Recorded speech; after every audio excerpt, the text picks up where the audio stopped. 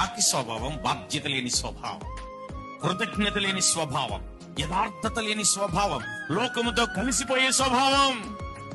ఇంకా మరలా తిరిగి తన యజమానుడు జ్ఞాపకము రాని అటు ఇటు తిరిగిందిగా, మరి ఏం చేయొచ్చు? 2 రోజులకు 3 రోజులకైనా రావాలిగా. మాట్లాడరేంటండి?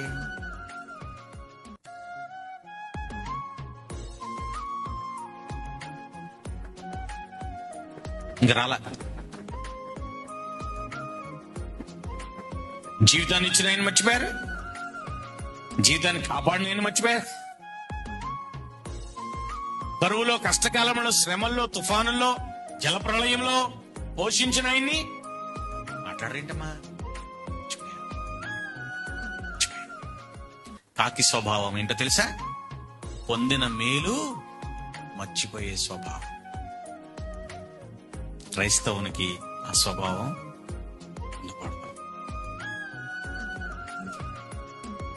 ఎన్ని విషయాలు నేర్చుకున్నాం చెప్పండి? ఏమి లేదు, ఒక మంచి ఉద్దేశం అర్థం కాల. యజమానుడు ఎందుకు పంపించాడో ఆ బాధ్యత తెలుసుకోవాలా. బాధ్యత లేదు, యథార్థత లేదు, కృతజ్ఞత లేదు, నమ్మకత్వం లేదు.